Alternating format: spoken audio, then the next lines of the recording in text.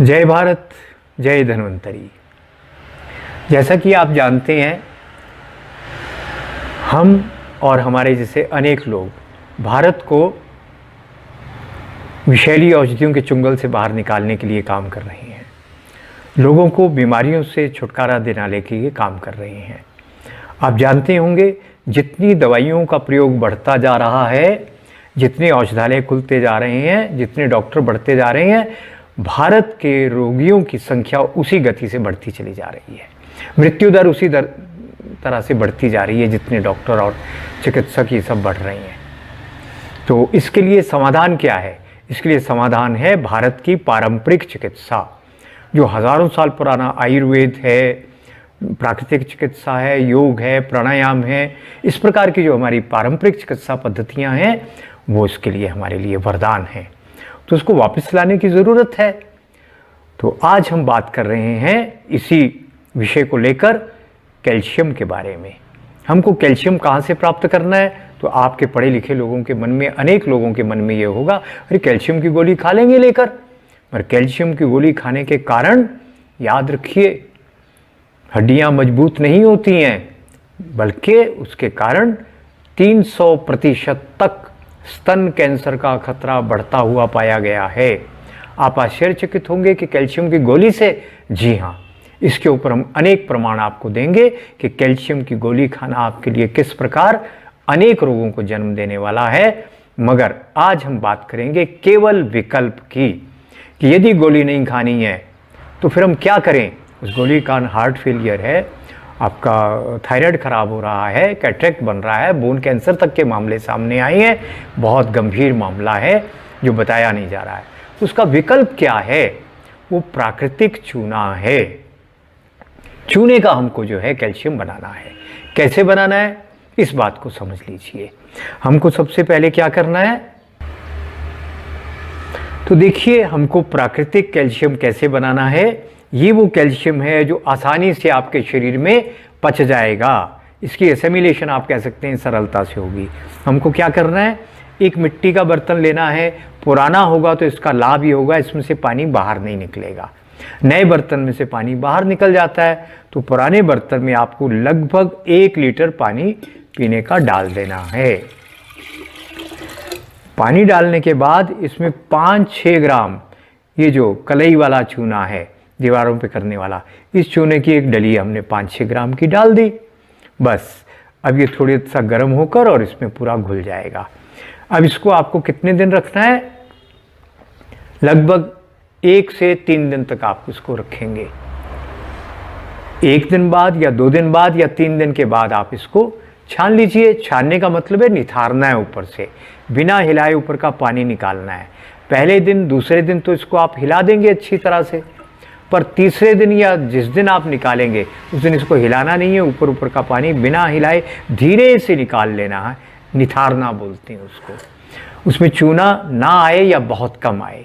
इस पानी को कांच की बोतल में रखिए।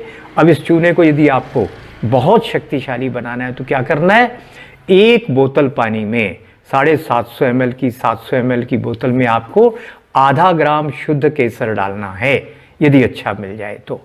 ये केसर जब आप पानी में डालेंगे, उसके बाद इसका रंग थोड़ा सा हल्दी जैसा हो जाएगा। 1 दिन इसको धूप में रखिए। धूप में रखने के कारण सूर्य के प्रकाश से इसमें अनेक प्रकार के खनिज पदार्थ और पोषक तत्व पैदा हो जाएंगे। इस पानी को आप लाकर प्रयोग करिए। केसर डालने का काम गर्मियों में मत करिए, सर्दियों में केसर डालिए। गर्मियों में केसर के बिना बनाइए।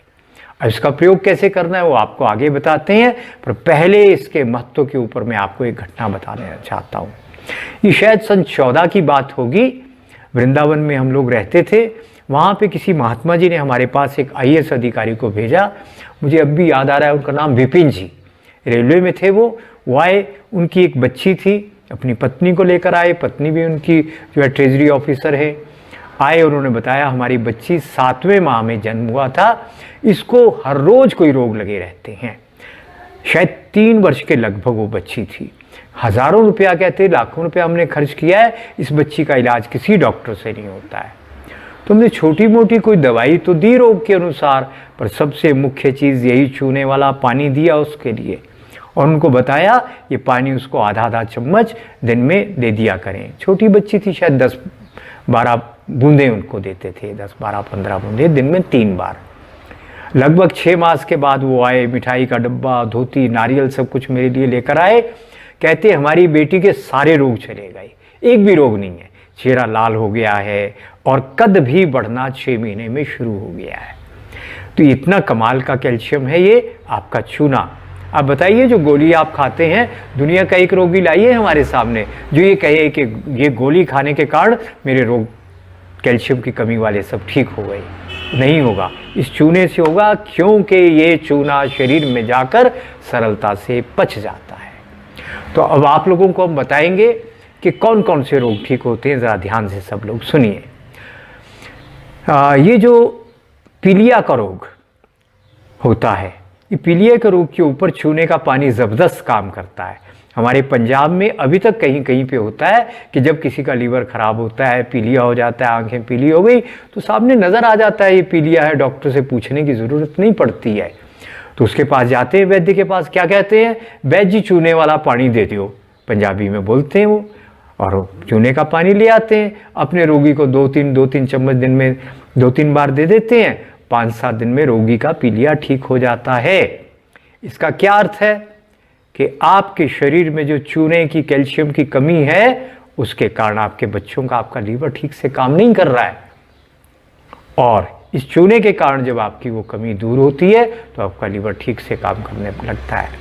यहाँ पे एक बात बता देना मैं ज़रूरी समझता हूँ, हमारे बच्चों के और आपके शरीर में कैल्शियम क्यों नहीं है, उसका सबसे बड़ा कारण जो हमको आज तक समझ आया है वो आपकी चीनी है, रिफाइंड शुगर। इसके ऊपर भी हम एक वीडियो आपको बनाकर देंगे, बताएंगे किस प्रकार से चीनी के कारण शरीर का पूरा कैल्शियम नष्ट हो जाता है और हृदय रोग भरपूर होते हैं इस रिफाइंड शुगर के कारण। कोलेस्ट्रॉल के कारण नहीं हार्ट खराब होता, आपका हार्ट खराब जिन कारणों में से होता है उनमें से एक कारण है आपकी चीनी। तो चीनी अगर आपके जीवन से हट जाए तो आपके शरीर में फिर कैल्शियम की कमी होगी ही नहीं। तो अगर कमी हो गई है तो गोली से नहीं, इस चूने के पानी से ठीक होगी। और दूसरा आपका पीलिया के बाद दूसरा है आपके फर्टिलिटी सेंटर बहुत खुल गई है जगह जगह पे। खूब पैसा लेकर वो कहते हैं माता पिता की संतान होती नहीं है लड़के लड़कियों के। क्यों नहीं होती? उनके स्पर्म नहीं है, उनके अंडा नहीं बनता है, या ऐसी कोई और समस्या है, फैलोपियन ट्यूब खराब है। वो ये नहीं बताते हैं कि आपकी ये बांझपन पैदा कैसे हुआ है। वो तो आपको ये कहते हैं आओ इतना लाख रुपया दो, हम आपको बच्चा दे देंगे। ये फर्टिलिटी सेंटर खोलने वालों से हमको ये पूछना चाहिए, अरे ये तो बता दो ये बांझ बने क्यों हमारे लोग। एक एक माँ के 5, 7, 10, 12 बच्चे भी होते थे उसी देश में जहाँ पे 10, 10, 12 बच्चे एक माँ के होते थे। आज एक बच्चा नहीं हो रहा है, मामला क्या है? उनको बताना नहीं है। कारण है आपका शरीर रक्त अम्लीय हो चुका है, एसिडिक हो चुका है, जिसके कारण आपके स्पर्म मर जाते हैं। और स्पर्म जो है वो जो महिला के पत्नी के शरीर में जाते हैं, वो उसके जो स्पर्म जो है शुक्राणु जाते हैं, उसके अम्लीय वातावरण के कारण शुक्राणु तुरंत मर जाते हैं उसके शरीर में। तो ये अम्ल इसका कारण है। तो उसको दूर करने का उपाय क्या है? बांझपन का अति उत्तम चिकित्सा है यही चूना। इस चूने का प्रयोग करिए। आप कहेंगे चूने का प्रयोग करें कैसे? तो आपको बताया ये पानी, कितना पानी आपको लेना है? ये पानी आपको लेना है 2 से 4 चम्मच तक दिन भर में। 5 चम्मच ले सकते हैं, अधिकतम 6 चम्मच बड़े आदमी को दे सकते हैं। मान लीजिए 2 चम्मच पराता है, 2 दोपहर को, 2 शाम को खाने के साथ ले लिए, दाल में ले लिए, दही में ले लिए, दूध में ले लिए। कुछ लोग दूध में मना करते हैं, गलत मना करते हैं। दूध के साथ इसका मेल अति उत्तम है, छाती की जलन को समाप्त कर देता है ठंडे दूध के साथ लेने पर दूध देसी गाय का हो। यदि आपके भाग्य में देसी गाय का दूध नहीं है तो भैंस का, बकरी का दूध ले लो, मगर थैली का दूध नहीं चलेगा। विदेशी गाय का दूध जहरीला है, उससे रोग बढ़ जाएंगे। इतना आपको पता होगा, नहीं पता तो नोट कर लीजिए। अब आपकी बांझपन की, स्त्री पुरुषों की दवा अति उत्तम हो गई चूना। फिर तीसरी है जिन बच्चों की बुद्धि कम है, बौद्धिक विकास नहीं हुआ है, शरीर नहीं बढ़ता है, कद छोटे हैं, रंग पीला है, लीवर भी ठीक नहीं है और सीखने की क्षमता भी नहीं है, उनका क्या इलाज है? अरे बुद्धि को काम करने के लिए चूना चाहिए। वो उसके बेचारे के शरीर में है नहीं। उसकी माँ ने भी चीनी खाई थी, बच्चे को भी चीनी, टॉफ़ी और कैसे कैसे चॉकलेट के रूप में खूब चीनी खिला रहे हैं, जो शत्रु है आपके कैल्शियम का। तो आपको यही चूना देना है बच्चे को। तो बच्चे को 5-4 साल का अगर बच्चा है, 5-7 साल का, कितना देंगे उसको? 1-1 चम्मच दे देना, मगर वही जो 1000 ml में 5 ग्राम चूना डालकर बना है। यदि आपने पुराना फॉर्मूला जो हम भी सिखाते थे और उन्होंने भी सिखाया है, 1 लीटर में पानी में यदि आपने 100 ग्राम चूना डाला है 10%, तो आपको कितना देना है? तो फिर तो 1/4 चम्मच देना पड़ेगा। उसी अनुपात में उसको आप बदल लीजिएगा। तो आपके बच्चे 2-3 महीने में आप देखेंगे कद बढ़ रहा है, लीवर ठीक हो रहा है, भूख बढ़ रही है और उसकी बौद्धिक क्षमता बहुत बढ़ रही है। तो ये प्रयोग करके देखिए। और जो खिलाड़ी है उनका भी शरीर में चूने की पूर्ति करेगा, कद बढ़ेगा, मजबूत हड्डियाँ बनेंगी इसके कारण। फिर आपका आ जाता है एनीमिया। हमारे बच्चों में, लड़कियों में रक्ताल्पता की बड़ी भयंकर बीमारी है, जिसके कारण अनेक है, उनमें से चीनी भी एक है। तो आपको क्या करना है? यही चूने का प्रयोग, रक्त बनने लगेगा आपके बच्चों का। और एक बहुत आपको शायद विश्वास भी ना आए, ऐसी कुछ बातें हम आपको बताएंगे। स्पॉन्डिलाइटिस है, स्पॉन्डिलाइटिस है, और आपकी जो है भंगुर हड्डियां हैं, रीढ़ की हड्डी में डीजेनरेशन हो रही है, समाप्त हो रही है। तो डॉक्टर तो कुछ नहीं कर सकते, कैल्शियम देंगे जिसका असर निश्चित रूप से अच्छा नहीं होना है, बुरा ही होना है, वो करेंगे। या सूजन है आपकी कमर में, तो आपको तो कोई लाभ नहीं उसका होने वाला है दवाइयों से। अरे आप चूना खाइए, रोगी को खिलाइए यही चूना, आपके रीढ़ के सारे रोग ठीक होने लग जाएंगे, तेजी से ठीक होंगे आपके रोग। इतना ही नहीं, जिन बूढ़ों के घुटनों में दर्द रहती है, कमर में दर्द रहती है, उनको भी यही चूना देना। हमने सैकड़ों लोगों को देखा है, बूढ़ों को, जिनके कमर की और घुटनों की दर्द चली गई। क्यों? ये चूना शरीर में गया और इसने तुरंत आपकी हड्डियां बनानी शुरू कर दी। गले सड़े दांत हैं, ठंडा गर्म लगता है, टेढ़े बेढ़े दांत उगते हैं, तो भी इसी पानी का प्रयोग करना है अपने को। और इसके अतिरिक्त जो गर्भवती महिलाएं हैं, उनके बच्चे बुद्धिमान हों, स्वस्थ हों, और उनका लीवर भी अच्छा हो, पेट भी कईयों को पीलिया होता है वो ना हो, और माँ का भी स्वास्थ्य बढ़िया रहे, उसका दूध भी अच्छे से बने बच्चे के जन्म के बाद। तो उसके लिए आपको क्या करना है? आपको यही चूना देना है जी, उस माँ को भी जिसके पेट में बच्चा बन रहा है। और उसके बाद फिर आपका आता है मासिक धर्म के रोग। कई महिलाओं को बहुत पीड़ा होती है मासिक धर्म में, तो आपको क्या करना है? मासिक धर्म में भी इसी का प्रयोग करना। मासिक धर्म की पीड़ाएं, कम रक्त आना, अधिक रक्त आना और मेनोपॉजल प्रॉब्लम, जब आपका रजोनिवृत्ति का समय आता है 40, 45, 50 साल में, उस समय महिलाओं को दर्जनों रोग लग जाते हैं हार्मोनल परिवर्तन के कारण। तो क्या आपको करना है? उसके लिए आपको दवाई दी जाती है HRT, हार्मोन रिप्लेसमेंट थेरेपी। जानते हो उसके क्या होता है? करोड़ों महिलाओं को उसके कारण कैंसर हो चुका है, और डॉक्टर बोलते हैं हमारे पास HRT के अतिरिक्त कोई इलाज है ही नहीं। तो अपने पास तो है, आपके पास नहीं होगा तो क्या हुआ? इसी पानी का प्रयोग करिए, चूने का। आप कहेंगे केवल पानी का ही प्रयोग करना है? नहीं, जो चूना नीचे बच जाएगा उसको भी सुखा कर रख लीजिए, गेहूं के दाने के बराबर। राजीव दीक्षित जी के कारण अब तो भारत के करोड़ों लोग जानते हैं उस चूने का प्रयोग करना है। केवल कितना? अल्प मात्रा में, 1 गेहूं के दाने के बराबर। इससे ज़्यादा चूने का प्रयोग 24 घंटे में नहीं करना, इतना करिए। तो आप देखेंगे महिलाओं की सारी रजोनिवृत्ति की समस्याएं भी दूर हो जाएंगी। गांठें, ट्यूमर बनते हैं, कठोर हो या नरम हो, वो भी ठीक होंगे। हमारे पड़ोस में एक सज्जन रहते थे, कटोच जी, उनके बेटे की पीठ के ऊपर 22-24 साल का नौजवान लड़का, और पीठ के ऊपर लगभग 6 इंच का 7 इंच का एक ट्यूमर बना हुआ था, बिल्कुल कोमल ट्यूमर था वो। और उसके ऊपर डॉक्टरों ने कई दवाइयाँ कर ली, बहुत कुछ कर लिया, ठीक ही नहीं होता था वो बच्चा। हमने ये प्रयोग किया जो आपको भी मैं सिखाने जा रहा हूँ। वो धन्यवाद करने आए कटोच जी, आदेश कटोच जी हमारा, उनका मेरा बेटा बिल्कुल ठीक हो गया। तो वो प्रयोग क्या है? कठोर गांठें हो या नरम गांठें हो, जांच करने की ज़रूरत नहीं है वो कैंसरस है या नॉन कैंसरस है। पहले आप ये प्रयोग करिए, उसके बाद जांच कराएंगे। पुराना गुड़ लीजिए या अच्छा विश्वास का शहद लीजिए, उस शहद में चूना बुझा हुआ पानी में डालकर सुखाया हुआ या बिना बुझा हुआ उसको लेकर मिलाइए, मिलाकर उसके ऊपर लेप कर दीजिए, पतला पतला लेप कर दीजिए। यदि खुला शरीर कोई अंग है तो उसके ऊपर और कुछ करने की ज़रूरत नहीं, पर यदि मान लीजिए कपड़े के अंदर कुछ है, वो कहीं भीतरी अंग में है, तो क्या करेंगे, एक पतला सा सूती कपड़ा उस पर चिपका दीजिए। बस आप देखेंगे 5-7 दिन में वो ट्यूमर गायब हो गया।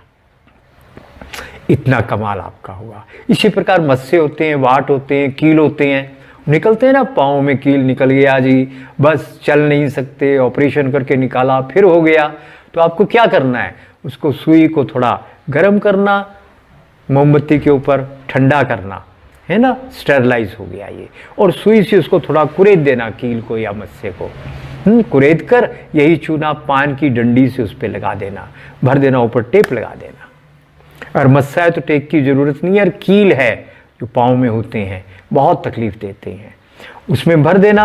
आप देखेंगे कुछ दिन बाद वो कील तो गायब हो गई। तो इस प्रकार आपकी कील भी गायब हो जाएगी।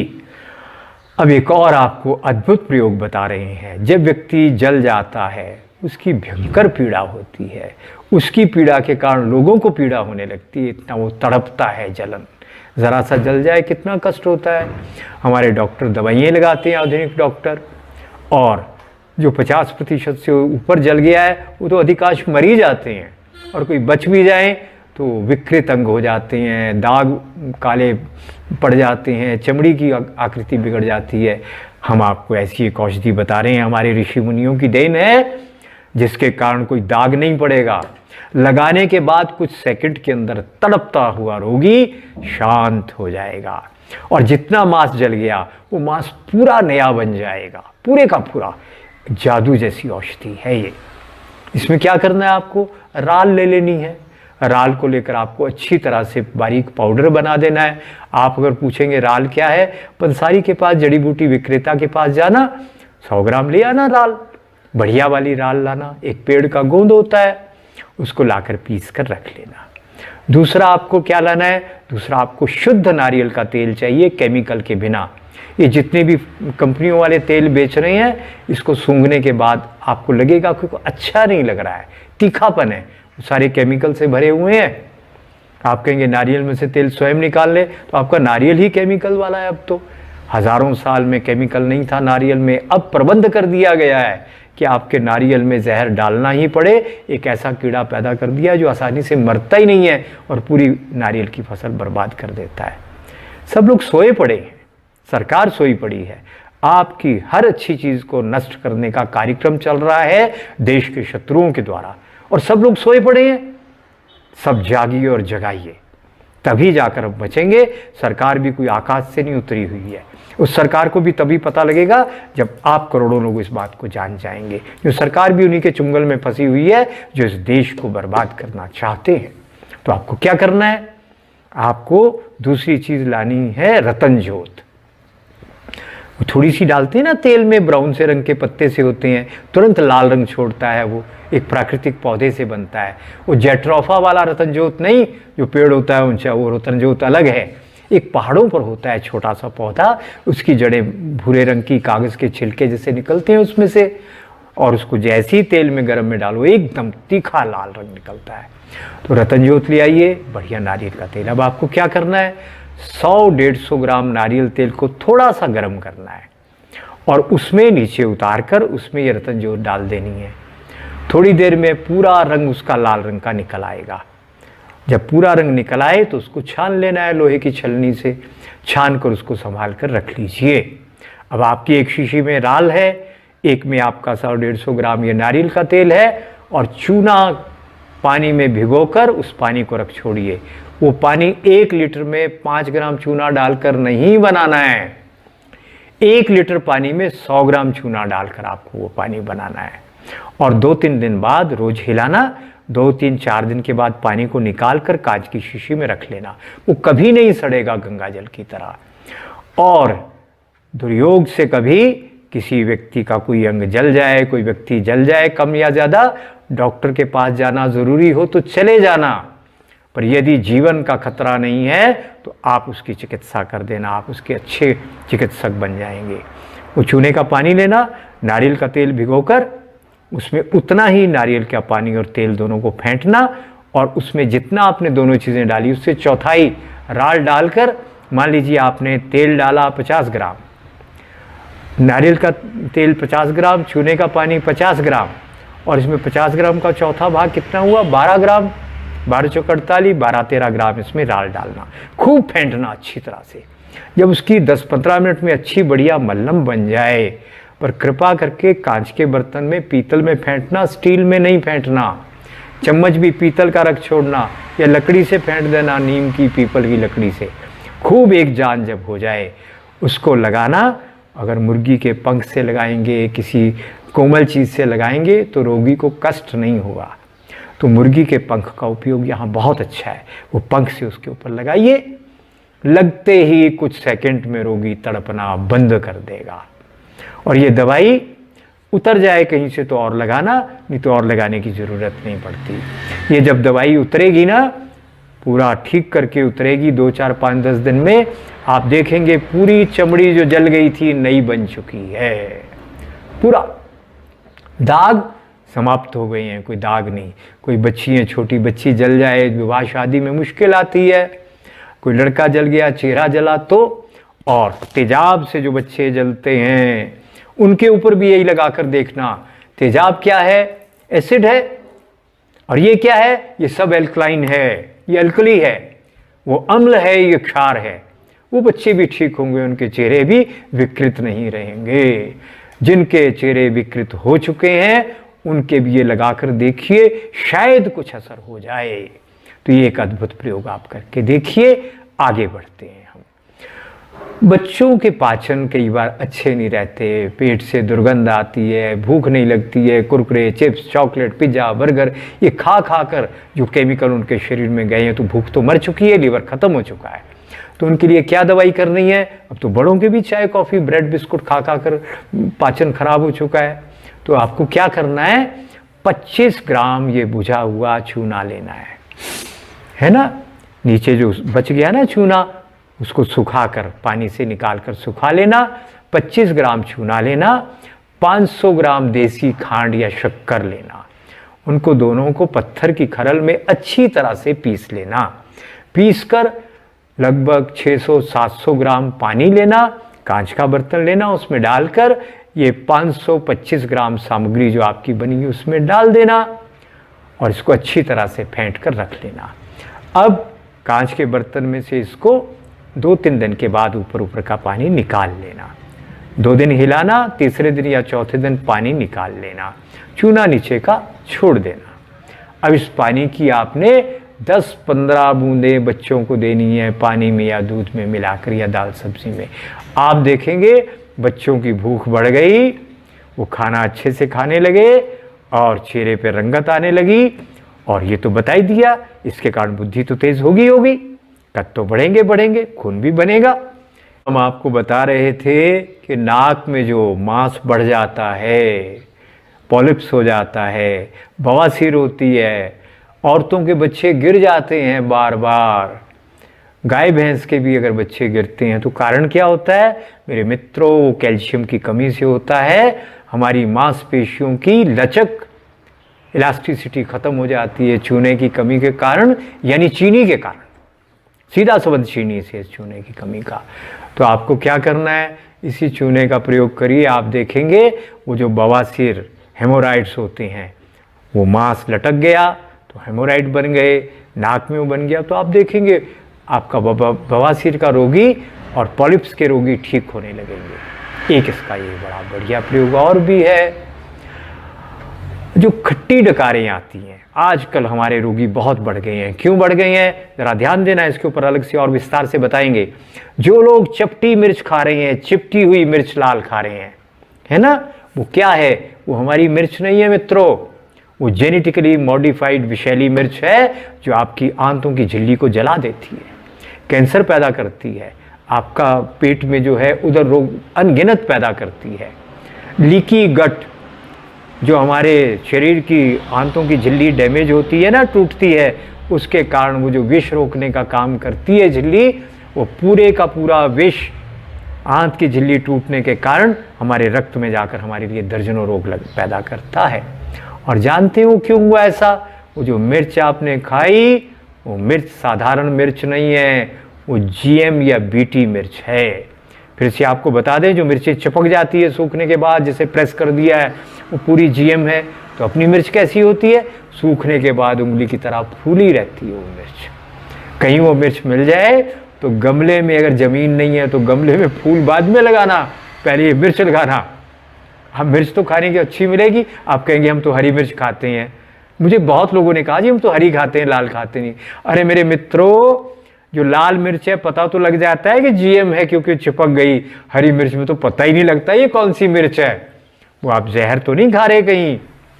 ऊर्जा विज्ञान से आपको जांच करनी आती हो तो हाथ में पकड़ के जांच कर लेना, और नहीं आती तो हमारे कार्यालय में मैसेज देकर, संदेश देकर हमारा कोर्स करना। हम आपको सिखा देंगे जांच करना, कौन सी GM क्रॉप है, कौन सी नॉन GM है। तो ये मिर्च का मामला बहुत खतरनाक है। पर यदि वो मिर्च प्रयोग करने का छाती के कारण छाती में जलन है, खट्टा पानी उल्टी होती है, दांत खट्टे हो जाते हैं, बेचैनी है, गैस बनती है, ऐसे दर्जनों रोग हैं, खाना पचता नहीं है, खट्टी डकारें, ये वो क्या क्या होता रहता है, ये सब कुछ है। तो आपको क्या करना है? यदि किस्मत से आपके पास देसी गाय का दूध है, और यदि आप इतने भाग्यवान नहीं हैं तो भैंस का दूध है या बकरी का दूध है, तो उस दूध में आपने क्या करना है? वो जो चूने का पानी जितनी मात्रा बताई है वो डालकर ठंडे दूध में पी लेना। आप देखेंगे आपकी छाती की जलन वलन सब कुछ ठीक। और उसके बाद ये पैक्ड फूड, कोल्ड ड्रिंक, ये सारे जहर लेना बंद कर देना, और वो मिर्च भी बंद करना। तब तक काली मिर्च खाना जब तक असली मिर्च ना मिले। एक और प्रयोग आपको बताएं, चर्म रोग आजकल बहुत हो रहे हैं। तो चर्म रोगों का कारण भी वही है जिसको हमने कहा है कलयुग के रोग, है ना। आपके शरीर में विष बढ़ते जाते हैं, ये कलयुग के रोग हैं। और कलयुग की दवाई क्या है? दवाई भी एक ही है। क्या है? आपके जो शरीर में विषों के कारण अम्लीयता बढ़ी है, उसको कोई उपाय करके क्षारीय कर दो। अब चूने से बढ़िया क्षार आपको क्या मिलेगा? तो आपको क्या करना है? वो जो चूने का पानी आपने तेज वाला बनाया ना, वो ले लेना। और उसके साथ आपको नारियल, महुआ या सरसों के तेल को मिला लेना। यानी कौन सा तेज वाला? 1 लीटर पानी में 100 ग्राम चूना डालकर जो हमने 3 या 4 दिन में पानी बनाया, वो पानी लेकर आपको क्या करना है? अगर आपने 100 ग्राम चूना जल लिया है तो 100 ग्राम तेल डालकर अच्छे से फेंट देना। महुआ, नारियल, सरसों, जो अच्छा तेल मिल जाए, अच्छे से फेंट कर उसको कांच के जार में रख लेना, बोतल में। और आपके शरीर पे जो चर्म रोग है, नए पुराने, सूखे या पानी वाले, पस वाले, उन सब के ऊपर इसको लगाना। प्रभु कृपा से लगभग सभी रोग ठीक होने लगेंगे। पर एक कृपा करना हमारे ऊपर और अपने ऊपर। वो क्या कृपा करना? ये दवाई असफल ना हो जाए, इसके लिए खट्टा नहीं, तीखा नहीं, पैक्ड फूड नहीं, मैदा नहीं, बेकरी आइटम नहीं, वो कुछ नहीं खाना है। और विदेशी गाय के घी दूध का प्रयोग नहीं करना है, बहुत विषैला है। और मिर्च वगैरह सब कुछ बंद। काली मिर्च खा सकते हैं। कई लोगों का कान बहता रहता है, उसके लिए बहुत तेज़ विषैली औषधियाँ, एंटीबायोटिक को खाते हैं, लगाते हैं, फिर भी बेचारे रोग मुक्त नहीं हो पाते। तो उसके लिए एक सरल सा प्रयोग कर लीजिए। यदि देसी गाय का मूत्र मिल जाए या बछिया का मूत्र हो तो और भी अच्छा, और ना मिले तो अर्क तो मिल ही जाएगा। तो 100 ml आप मिलीलीटर गौमूत्र या अर्क ले लीजिए, और उसमें जो तेज़ वाला चूने का पानी है, यानी 1 लीटर में 100 ग्राम चूना डालकर, पानी 1 लीटर, चूना 100 ग्राम, वो लेकर आप जो इसमें से चूना 20 ml पानी लीजिए उसका। ये पानी को और इसको आप दोनों चीज़ों को, गौमूत्र को फेंट कर अच्छी तरह रख लीजिए। अब इसमें रुई भिगोकर कान में डालिए। यदि शहद आपके पास हो तो थोड़ा शहद भी मिला देना और जल्दी ठीक हो जाएगा। वो कान में रखिए। यदि फिटकरी मिल जाए तो चुटकी भर फिटकरी डालिए। 2-4 दिन में ही इस बत्ती को कान में डालने से पूरा कान बहना बंद हो जाएगा। अब हमने क्या क्या डाला? 100 ग्राम गौमूत्र डाला, और 20 ग्राम उसमें चूने का पानी डाला और उसमें आप लगभग 5 ग्राम फिटकरी डाल दीजिए और 5 ही ग्राम उसमें क्या डालेंगे हम और शहद, 5 से 10 ग्राम शहद डाल दीजिए। इन सबको फेंट कर रख लीजिए। ये कान की उत्तम दवाई आपकी बन गई, जल्दी से ख़राब भी नहीं होती है ये।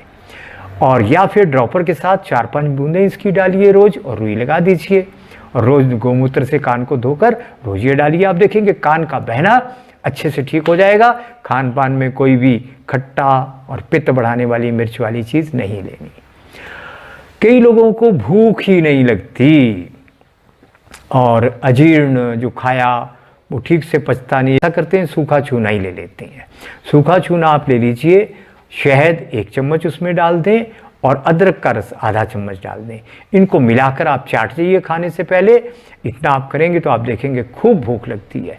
और यदि आपने ये तरल लिया है, लिक्विड लिया है वो पानी, तो उस पानी के अंदर आप जो है शहद अपनी पसंद के अनुसार अदरक का रस मिलाकर फेंट कर रख दीजिए।